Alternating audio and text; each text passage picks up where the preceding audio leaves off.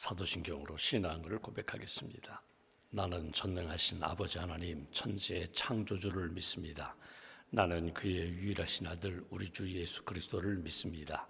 그는 성령으로 잉태되어 동정녀 마리아에게서 나시고 본디오 빌라도에게 고난을 받아 십자가에 못 박혀 죽으시고 장사된 지 사흘 만에 죽은 자 가운데서 다시 살아나셨으며 하늘에 오르시어 전능하신 아버지 하나님 우편에 앉아 계시다가 거기로부터 살아있는 자와 죽은 자를 심판하러 오십니다. 나는 성령을 믿으며 거룩한 공교회와 성도의 교제와 죄를 용서받는 것과 몸의 부활과 영생을 믿습니다. 아멘. 찬송가 413장 찬양하겠습니다. 413장입니다.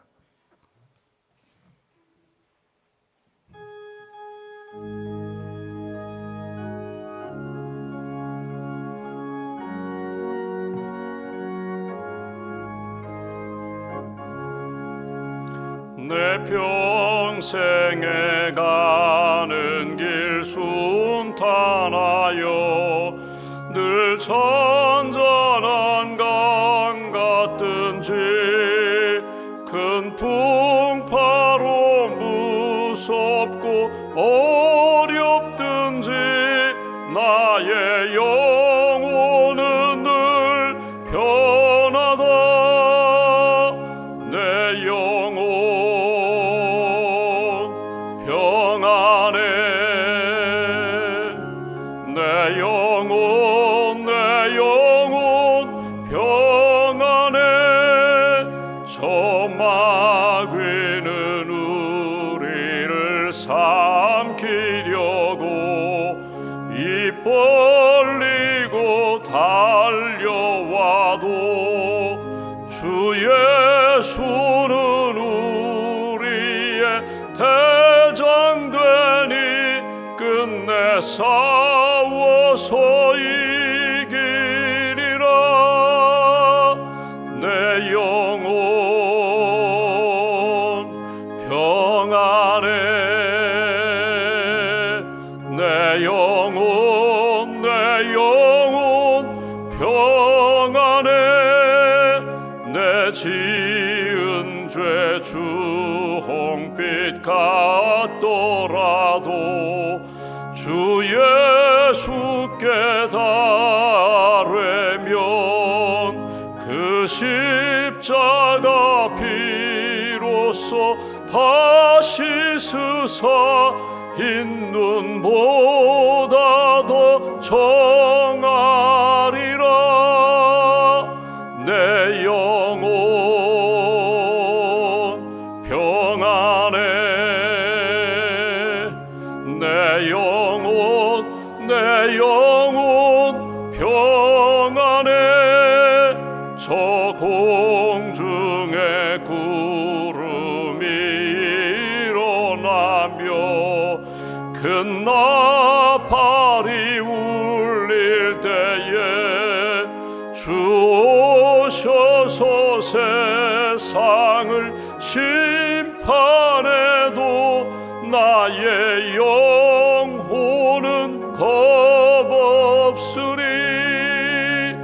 내 영혼 평안해. 내 영혼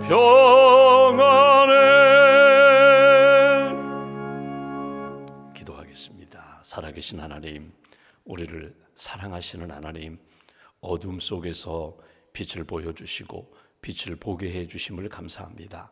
혼탁하고 무질서한 세상 속에서 영적 질서를 발견케 하시고 하나님의 거룩하신 뜻, 온전하신 뜻, 기뻐하시는 뜻 날마다 깨닫고 주님의 뜻에 순종하며 믿음의 길을 걸어갈 수 있도록 영성과 경건의 능력을 우리에게 주셔서 감사합니다. 이 아침에도 아직 어두운 길 주님을 향하여 나왔습니다. 예수님의 이름으로 기도합니다. 아무것도 염려하지 말고 오직 기도와 간구로 감사함으로 하나님 앞에 기도할 때 평강의 은혜를 주신다고 약속하셨는데 오늘 이 아침에 기도하는 한 분 한 분 심령 가운데 예수님의 평안으로 채워 주시옵소서. 세상이 감당하지 못하는 믿음의 용사가 될 수 있도록 하나님께서 믿음의 담대함도 허락하여 주시고, 오늘도 말씀 붙잡고 믿음의 길을 걸어갈 때에 실족하지 않도록, 상처받지 않도록, 상처 주지 않도록 언제 어디서나 하나님의 사람답게, 예수님의 제자답게 살아갈 수 있도록 은혜 위에 은혜로 채워 주시옵소서. 지난 일주일을 돌아볼 때에 가정에서, 일터에서, 교회에서 사람들과의 만남 속에서 하나님이 기뻐하지 않는 생각을 품고 살았던 우리의 죄와 허물을 용서하여 주시옵소서. 입술로 하나님의 영광을 가릴 때도 많았고, 불신앙적인 말을 할 때도 많았고, 나도 모르게 실수하고 농담으로 상처를 주고 상처를 받았던 우리의 언행을 주님 긍휼히 여기시고, 이 아침에 십자가의 보혈로 깨끗하게 씻어주시며 다시 한번 거룩한 하나님의 사람으로 굳게 세워 주시옵소서. 주님의 몸된 교회를 이 땅에 세우셨습니다. 복음으로 세상을 변화시키는 교회, 금년 우리 교회가 표어로 삼고 있는 가르쳐 지키게 하라고 말씀하셨는데, 말씀을 듣고 말씀을 새기고 말씀을 행하면서 말씀으로 승리하는 심령과 가정과 신앙 공동체가 될 수 있도록 은혜 더하여 주시옵소서. 매일매일 큐티 하시는 분들, 성경 통독하시는 분들, 또 평생훈련 강좌와 알파와 선교훈련에 참여하고자 하는 모든 분들, 말씀을 더 가까이 하나님의 은혜를 사모하며 주님께 가까이 나아가는 믿음의 걸음이 될 수 있도록 주님 함께하여 주시옵소서. 멀리 떠나 있는 우리의 마음과 생각을 다시 한번 돌이켜서 주님께 가까이 나아가 주님의 은혜를 만나고 주님을 체험하고 주님이 주시는 사랑으로 오늘도 승리할 수 있도록 주께서 은혜 위에 은혜로 채워 주시옵소서. 병상에 있는 교우들을 주님께서 기억하여 주시기를 합니다. 항암 치료받는 분도 계시고, 방사선 치료받는 분도 계시고, 암 수술 후에 회복 중인 분도 계십니다. 또 수술을 앞두고 계신 분도 계십니다. 모든 생명의 주인이 되시면서 치료자가 되시는 여호와 라파의 하나님의 은혜와 능력이 병상에 있는 모든 교우들을 주님 만지시고 붙들어 주시고 치료하여 주실 줄 믿습니다. 일어나 빛을 발할 수 있도록 감사하며 간증할 수 있는 회복의 은혜를 하나님 허락하여 주시옵소서. 오늘도 요양원에 계신 어르신들, 알츠하이머 병으로, 파킨슨 병으로 힘든 시간을 보내는 사랑하는 가족들을 주님 붙들어 주시고 잘 견딜 수 있도록, 이길 수 있도록 주께서 은혜의 손길로 함께하여 주시옵소서. 여러 가지 경제적인 어려움 가운데 있는 분들, 사업에 어려움을 겪고 있는 분들에게 주님 함께하여 주시고 은혜의 역사가 나타날 수 있도록 문을 열어주시며 새로운 일들이 이루어질 수 있도록 하나님께서 돕는 손길로 역사하여 주시옵소서. 오늘도 하나님, 이제 수련의 마지막 날 젊은이 교회 성도들을 위하여 기도하오니 청년의 때에 하나님, 창조주 하나님을 기억하고 복음 위에 반듯하게 서는 우리 젊은이 교회 성도들로 지켜 주시옵소서. 또 오늘과 내일 진행되는 사랑교회 성경학교 위에 주님 함께하여 주셔서 수고하시는 선생님들, 또 협력하시는 모든 봉사자들, 우리 학부모님들 은혜의 손길로 붙들어 주시고 우리 사랑교회 모든 성도들이 하나님의 사랑과 은혜를 경험하는 복된 걸음 걸어갈 수 있도록 주님 성경학교의 모든 일정 가운데 주님 은혜를 더하여 주시옵소서. 장로님들의 행사 가운데 평강의 길로 인도하여 주시고 믿음으로 사랑으로 하나 되어 하나님의 뜻 이룰 수 있는 우리 귀한 장로님들로 세워 주시옵소서. 우리 춘천 서지방 지방회가 내일 모임을 갖게 됩니다. 지난 1년을 돌아보고 감사하며 또 새로운 1년을 준비하며 계획하는 모든 일들 선하신 하나님께서 교회마다 또 목회자들과 평신도 지도자들 위해 함께하여 주시고 하나님이 기뻐하시는 믿음의 지방회가 될 수 있도록 주님 도와 주시옵소서. 오늘도 기도합니다. 하나님의 은혜와 평강으로 채워주시고 오늘 하루도 하나님의 은혜에 감사하며 누구를 만나든지 기도하고 축복하고 사랑하는 복된 만남 이어갈 수 있도록 걸음걸음 또 우리의 입술과 우리의 삶을 주장하여 주시옵소서. 한 날의 삶을 온전히 주님께 의지하오며 드린 예물 받아주시고 선한 역사로 응답해 주시며 하나님의 뜻 이루는 귀한 성도와 가정과 자녀들로 붙들어 주시옵소서. 온전히 주님께 모든 것 의지하오며 우리의 구원자 되신 예수님의 이름으로 기도하옵나이다. 아멘.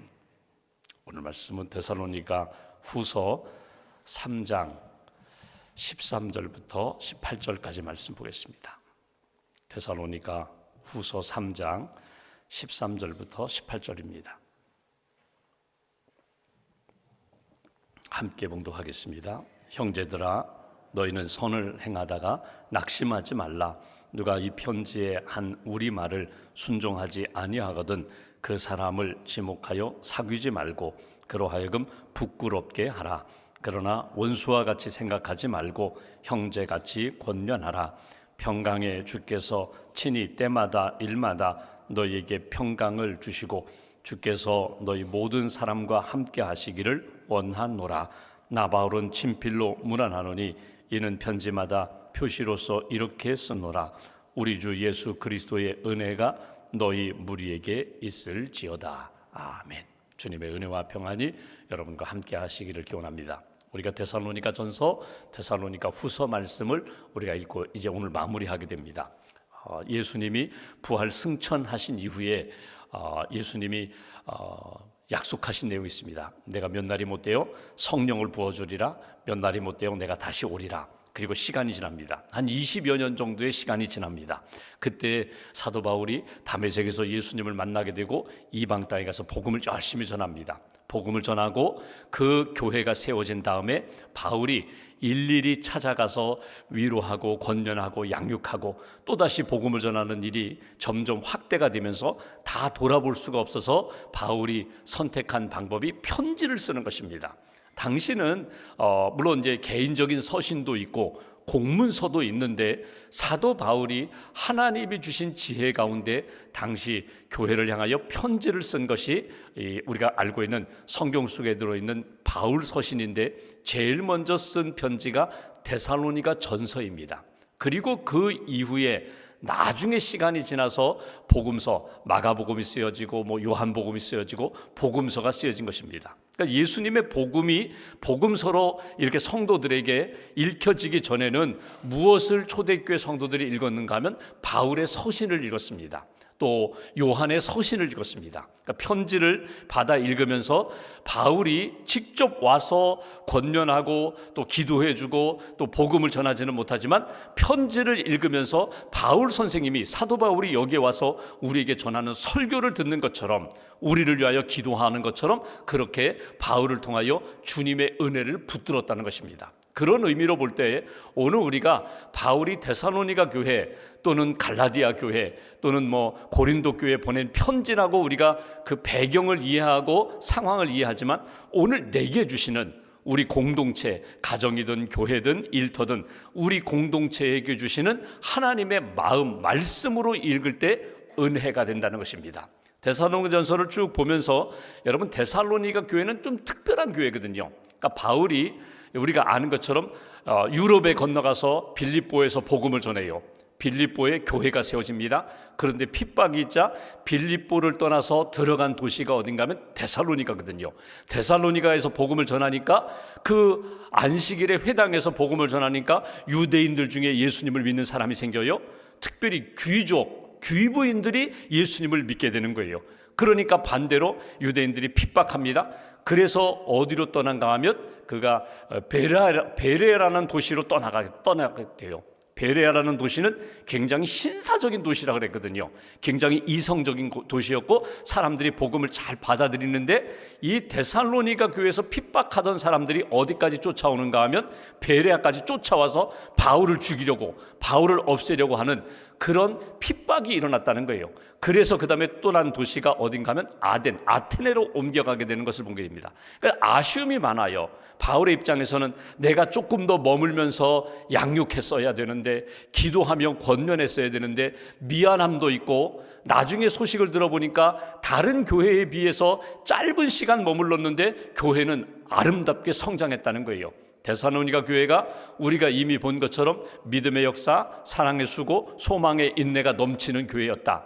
반면에 교회 안에 재림신앙을 가지고 거룩하게 살지 못하고 때로는 일하지 말자, 일하지 않는 그런 일들, 서로 성도들 간에 서로 조금 분열이 일어나는 그런 모습들에 대하여 안타깝게 여기고 쓴 편지가 데살로니가 전서, 그리고 나중에 소식을 듣고 또 두 번째 쓴 편지가 데살로니가 후서의 말씀.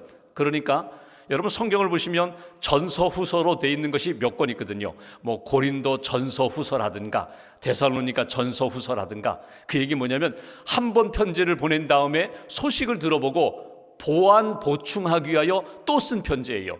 그러니까 그만큼 애정이 있다는 거예요. 간절함이 있다는 거예요. 그런 편지가 우리가 읽은 데살로니가 전서 후서의 말씀입니다.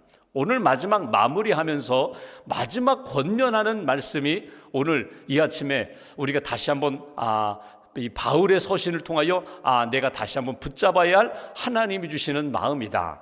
본문 13절 말씀 보십시오. 이렇게 시작합니다. 형제들아, 믿음의 성도들이여, 너희는 선을 행하다가 낙심하지 말라. 첫 번째로 우리가 묵상할 주제가 뭐냐면 낙심하지 말라는 거예요. 낙심이라는 것은 마음이 뚝 떨어지는 거거든요. 근데 마음이 언제 떨어지는가? 떨어지고 떨어지다 나중에 우울해집니다. 자꾸 우울해져요. 나만 있는 것 같아요. 다른 사람들이 보이지 않고 세상도 보이지 않고 하나님도 보이지 않아요. 점점 동굴 속으로 들어가는 것처럼 그렇게 낙심하고 우울하고 절망하고 그러지 말라는 거예요.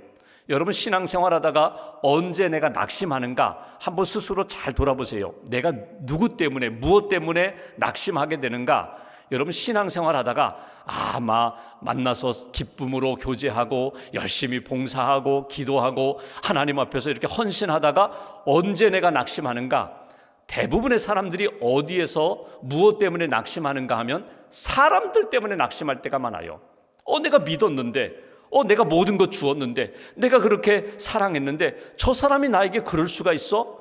저 사람이 나를 오해할 수가 있어? 이렇게 주변 사람들에게 나에 대하여 모함할 수가 있어? 사람들 때문에 낙심하는 경우가 적지 않아요. 어떤 경우에는요, 목회자들 때문에 낙심하고요, 어떤 경우에는요, 교회 지도자들 때문에 낙심해요. 장로님, 권사님 때문에 그럴 줄 몰랐다고, 나는 배신당했다고, 상처받았다고, 그런 경우가 적지 않아요. 그것이 오늘의 문제가 아니라 거슬러 올라가면 성경 속에 나오는 믿음의 사람들의 낙심도 다르지 않았고, 초대교회, 그렇게 모범적인 교회, 데살로니가 교회 안에서도 열심히 주의 일을 하다가 사람들 때문에 상처받고 상처 주는 일이 그 교회 안에도 있었다는 것입니다. 여러분, 낙심하지 말라. 선을 행하다가 낙심하지 말라. 그 얘기 뭐예요? 선이 뭐예요? 선한 뜻, 하나님의 뜻 붙잡고 살다가 하나님의 선한 일을 감당하며 헌신하다가 낙심할 수 있다는 거예요. 하나님의 때가 이루어지지 않아요. 내가 이렇게 열심히 하나님을 위하여 헌신하는데 열매가 없는 것 같아요. 아무런 변화가 나타나지 않는 것 같아요. 여러분, 교회 학교 선생님들로 이야기하면 열심히 내가 학생들을 가르치고 학생들에게 사랑을 이렇게 쏟아부었는데, 말씀으로 양육했는데 학생들이 바뀌는 것 같지가 않아요. 여러분, 이건 내 눈에, 내 마음에 느껴지는 거거든요. 아니에요. 바뀌어지지 않는 것 아니에요. 바뀌어지고 있어요. 변화되고 있어요. 열매가 무르익고 있어요. 거둘 때가 반드시 다가오고 있어요. 그런데 나는 조급한 마음에 변화가 나타나지 않는다고 해서, 하나님의 열매가 나타나지 않는다고 해서 조마조마하다가 낙심하고, 나는 은사가 없는가 봐, 그리고 그 섬김의 자리에서 떠나고자 하는 그런 마음들, 오늘 말씀에서 제일 먼저 주시는 마음이 뭐냐면, 너희가 선을 행하다가 하나님 뜻대로 살다가 하나님의 선한 뜻 붙잡고 섬기다가 혹이라도 일 때문에, 사람 때문에 상처받는 일이 있을 수 있지만 그때에도 흔들리지 말라는 거예요. 낙심하지 말라는 거예요. 여러분, 믿음의 조상 아브라함을 한번 보실까요? 75세 부름받았습니다. 하나님이 아브라함에게 그때 부르실 때에 주신 약속이 있어요. 하늘의 별처럼 내가 자녀를 주리라. 내가 밟는 이 땅을 내가 너에게 주리라. 그리고 너는 복의 근원이 되리라. 너는 복자, 복된 자가 되리라. 하나님이 약속을 주셨어요. 하나님이 분명히 약속을 주셨는데 나이는 점점 들어가는데 자녀가 없어요. 그러니까 인간적인 편법을 쓰잖아요. 자기 아내와 상의해가지고 하갈을 통하여 이스마엘을 아들로 얻게 됩니다. 그때가 86세예요. 하나님의 부름받고 10년을 기다려봐도 하나님이 약속이 성취되지 않는다고 해가지고 인간적인 생각으로 기울어진 거거든요. 근데 하나님이 막 책망하시는 거예요. 아들 낳고, 여러분 상상해 보십시오. 86세에 아들 낳고 좋아서 아들입니다 했더니 하나님이 냉담하세요. 아니다, 너는 내 앞에서 완전하라는 거예요. 하나님의 마음 말씀 붙잡고 약속받았으면 기다려야지. 하나님의 능력, 전능하신 하나님을 믿고 기다려야지. 왜 인간적인 방법을 사용하느냐? 그리고 그 다음에 13년을 더 기다리는 거예요. 99세 나이에 하나님이 오셔서 내가 내년 이맘때 아들 주리라 그랬더니 아브라함과 사라가 피식 웃었어요. 어이없다는 거예요. 아니 약속하고 주실 거면 진작 주시지, 지금 와가지고 이제는 자녀를 낳을 수 없는 이 나이에 이 몸에 자녀를 주신다고요? 피식하고 웃었어요. 웃었느냐? 그랬더니 성경에 또 안 웃었습니다. 웃은 거 다 알고 계시는데 하나님, 너 웃었다. 안 웃었습니다. 너 아들을 낳으면 웃음이라고, 이삭이라고 이름을 지어라. 약속받은 지 25년 만에 아들을 얻게 됩니다. 한번 보십시오. 하나님의 선한 뜻 붙잡았어요. 너로 하여금 모든 열방이 복을 받을 거야. 너는 복된 자가 될 거야. 복의 통로가 될 거야. 그 선한 마음, 선한 말씀을 받았는데도 흔들리던 아브라함이 100세의 아들을 얻게 됩니다. 그러면 보십시오. 중간에 얼마나 많은 실망과 낙심이 있었을까요? 하나님 정말 내게 주신 약속 맞나? 전능하신 하나님 맞나? 하나님 정말 나를 인도하시는 것 맞나? 얼마든지 의심하고 흔들릴 수 있는데 결국은 하나님이 하나님의 때에 아들을 주세요. 그리고 그 이삭을 통하여 하나님의 뜻 이루어 가시는 믿음의 계승이 이루어지는 것을 보게 됩니다. 다윗을 볼까요? 다윗이 사무엘을 통하여 기름 부음 받았어요. 지금 왕이 있는데, 사울 왕이 있는데 내가 저 왕은 교만하여 버렸다. 네가 이스라엘 왕이 될 거야. 기름 부음 받았어요. 그러니까 이제 왕좌에 올라가면 되는데 이루어지지 않는 거예요. 아주 도망을 다녀요. 사울이 죽이려고 하니까 무려 10년 동안 도망 다닙니다. 10년 동안 얼마나 많은 아픔과 상처와 고난의 시간이 있는지 몰라요. 그런데 하나님의 때에 결국은 다윗 왕을 하나님이 이렇게 세워주시잖아요. 요셉도 마찬가지예요. 여러분 애굽에 팔려가가지고 10년 동안 감옥살이도 하고 고생하면서 결국은 애굽의 총리가 되잖아요. 하나님의 때가 있다는 거예요.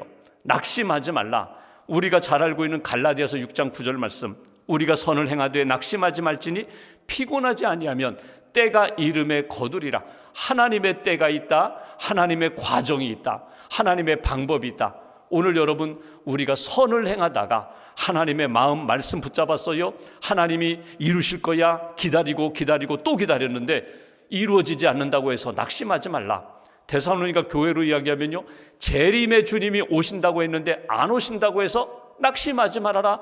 믿음을 포기하지 말아라. 하나님의 때에 반드시 이루어질 거야. 내가 살아생전에 안 이루어지면 반드시 그 하나님의 때는 이루어지고 진행되고 있다. 그러니 선하신 하나님의 뜻 붙잡고 흔들리거나 낙심하지 말고 하나님이 이루어 주시는 때를 기다리고 믿음으로 준비하는 삶을 살아야 돼. 이것이 첫 번째 주시는 메시지고요. 두 번째 14절 15절 보시면 이렇게 말합니다. 누가 이 편지에, 바울이 전하는 이 복음, 이 편지의 한 우리말을 순종하지 아니하거든, 믿지도 않고 그 권면을 받아들이지도 아니하거든 그 사람을 지목하여 사귀지 말고 그로 하여금 부끄럽게 하라. 여러분 14절 말씀은 우리가 지난 시간에 보았던 3장 6절 말씀에 이미 권면한 내용이에요. 6절 여기 보시면 게으른 사람들, 전통 신앙의 전통대로 행하지 않는 모든 형제에게서 떠나라. 사귀지 말라. 만나지 말라. 그러니까 내가 자꾸 내 마음을, 내 믿음을 흔들고 무너뜨리는 사람이 있다면 교제하지 말라는 거예요. 그런데 오늘 여기 사귀지 말고 부끄럽게 할 뿐만 아니라 15절 보십시오. 그러나 원수와 같이 생각하지 말고 형제같이 권면하라. 형제같이 권면하라. 이게 두 번째 주시는 메시지예요. 나를 힘들게 하는 사람이 있어요. 복음에서 떠난 사람이 있어요. 말씀을 지키지 않는 사람이 있어요. 그러면 원수로 대하지 말라는 거예요. 저 사람은 버림받은 사람이야. 저 사람은 안 돼. 여러분 예수님의 12제자 가운데 가룟 유다라는 사람이 있습니다. 마지막에 구원받지 못한 사람. 예수님도 12명, 여러분 12명이 모여있는데도 하나가 되기가 어려워요. 모두가 다 구원의 길을 걷기가 어려워요. 그래도 그 가룟 유다 끝까지 권면하시고 사랑하셨던 예수님, 여러분 그 마음을 품으라는 거예요. 이 초대교회 7명의 그 집사 가운데 니골라라는 사람이 있어요. 역사에 보면은 그렇게 마지막 아름답지 못했던 사람. 여러분 7명이 모이든 12명이 모이든 10명이 모이든 모이는 사람들 안에는요, 여러분 무지개 7가지 색깔처럼요, 다양한 생각, 다양한 상황들이 나타나요. 달라요. 그런데 우리는 그리스도 안에서 하나 되는 것을 추구하라. 원수처럼 여기지 말라. 저 사람은 안 돼, 찍어버리지 말고 기도하고 권면하고 주의 은혜 가운데 믿음으로 돌아오도록 끊임없이 권면하며 기도하는 것, 이것이 성도들의 자세다. 마지막 한 가지, 오늘 요절 16절 말씀 보십시오. 평강의 주께서 친히 때마다 일마다 너희에게 평강을 주시고 주께서 너희 모든 사람과 함께 하시기를 원하노라. 여러분, 바울이 은혜와 평강과 은혜 편지 쓸 때마다 시작할 때 마칠 때 꼭 하는 이야기거든요. 그런데 여기 평강의 주님 그 은혜를 누리라는 거예요. 평강은 어디에서 와요? 주님으로부터 와요. 내 평안을 너희에게 주노라. 요한복음 14장 말씀처럼 주님이 평강을 주시는 거예요. 내가 만드는 평안함이 아니라 주님이 우리에게 채워주시는 평강의 은혜를 사모하라. 16절 다시 한번 보십시오. 평강의 주께서, 평강의 주인이 누구라고요? 주님, 예수님께서, 성령님께서 친히 때마다 일마다, 그러니까 항상입니다. 그러니까 평강을 얻는 때, 예배드리는 때, 기도하는 때, 말씀 안에서 깨닫고 내 안에 말씀의 은혜가 충만할 때, 그때만 평강을 누리는 것이 아니라 정말 어두운 세상 속에서 나를 힘들게 하는 사람들과의 관계 속에서도 내가 평강할 수 있는 비결이 어디 있는가? 주님이 여기 함께 계신다. 주님이 나를 아신다. 주님이 내 생각과 내 말을 주장하신다. 주님께 맡기고 주님과 연결되면 때마다 일마다 주님이 주시는 평강으로 승리할 수 있다. 주께서 너희 모든 사람과 함께 하시기를 원하노라. 주님이 함께 하시면 평안할 수가 있다. 여러분, 우리가 살다 보면 그럴 때가 있잖아요. 그분을 만나면 참 평안해요. 그분을 만나면 어두웠다가도 밝아져요. 그분을 만나면 막 격해졌다가도 아주 순한 어린 양이 돼요. 내가 누구와 함께 하느냐, 누구를 만나느냐, 여러분 선한 영향력을 끼쳐야죠. 내가 평강으로 무장하고 화평을 만드는 사람, 평강을 이루어주는 그런 도구가 되어야죠. 내가 만드는 평안이 아니라 나를 통하여 주님의 은혜와 평강이 이렇게 나타날 수 있도록. 빌리그람 목사님이 종종 쓰셨던 예화가 있습니다. 본인이 이제 비행기를 타고 가는데 막 요동쳐요. 기류 때문에 막 요동쳐요. 남미 안데스 산맥을 넘어가는데 막 요동치니까 막 사람들이 아우성해요. 안전벨트 매고 이러다가 비행기 추락하는 것 아닌가 막 하는데, 아이 하나는 전혀 아랑곳하지 않고 막 장난쳤다는 거예요. 나중에 다시금 비행기가 이제 안정적으로 딱 운행하니까 그 아이에게 너는 왜 이렇게 모두가 다 불안해하는데 너는 뭐가 그렇게 좋아서 편안하니, 뭐가 그렇게 즐겁니? 그랬더니 아이가, 이 비행기를 운항하는 기장이 우리 아빠거든요. 아빠가 실력이 좋거든요. 아빠가 안전하게 목적지까지 잘 인도할 건 나는 믿기 때문에 나는 괜찮습니다. 여러분의 인생의 주인이 누구입니까? 여러분 가정에 예수님이 들어오시면, 여러분의 인생의 배에 예수님이 올라타시면 달라지는 거예요. 풍랑이 잔잔케 되고 베드로 장모 열병으로 알아누웠던 그 집에 예수님이 들어가시니까, 예수님 들어가시는 순간 안수해 주시고 치료하시니까 벌떡 일어나는 역사. 내 마음과 삶 가운데 파도가 치고 풍랑이 일어나고 정말 힘들고 어두운 상황 가운데 주님이 들어오시면 은혜가 넘치고 평강의 역사가 나타난다. 주님이 내 안에, 내가 주님 안에 있음을 늘 확인하는 거예요. 그러면 때마다 일마다 주께서 내게 주시는 평안으로 다스려 주신다, 인도해 주신다. 사도 바울이 데살로니가 교회에 오늘 편지하면서 낙심하지 말라고 이야기합니다. 낙심하지 말아라. 그리고 누구를 만나든지 축복하고 사랑하고 기다려주고 권면하라고 이야기합니다. 원수 만들지 말라고, 원수처럼 대하지 말라고, 정죄하거나 비판하지 말고 위하여 기도해 주면서 끝까지 권면하여 주님의 은혜 속에 들어오도록 그렇게 권면하라. 평안하라. 평강의 주님이 너를 붙들어 주시리라. 이 주님의 말씀을 딱 붙잡으시고 오늘 하루 때마다 일마다입니다. 아침에도 은혜와 평강, 점심에도 은혜와 평강, 이 사람을 만나도 평강, 저 사람을 만나도 평강, 주님이 다스려 주시는 그 다스림 가운데 평강의 하루가 되는 저와 여러분 되시기를 주님의 이름으로 기원합니다. 기도하겠습니다. 말씀 붙잡고 우리가 함께 기도합니다. 이 아침에도 주님의 은혜를 사모합니다. 햇빛과 같이 따뜻하게 우리를 품어주시고 우리의 삶을 이렇게 은혜 가운데 이끌어 주시는 하나님, 풍랑과 파도 속에서도 주님이 우리 인생의 배에 들어오시면 파도야 풍랑아 잔잔하라고 말씀하시면서 평안하라고, 담대하라고, 두려워하지 말라고 주님이 말씀하시고 이끌어 주시고 다스려 주심을 믿습니다.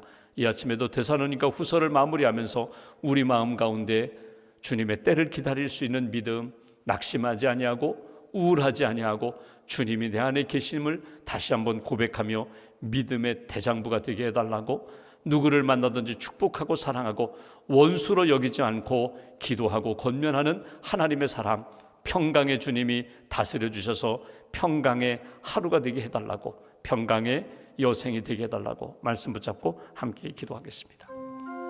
하나님 아버지 감사합니다. 우리와 함께 하시는 주님 말씀입니다. 주시는 주님 말씀입니다. 두려움